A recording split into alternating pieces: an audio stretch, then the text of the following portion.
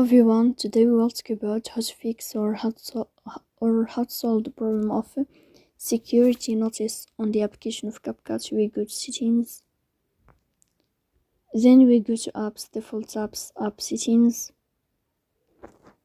On above here you will search about CapCut app and you will click.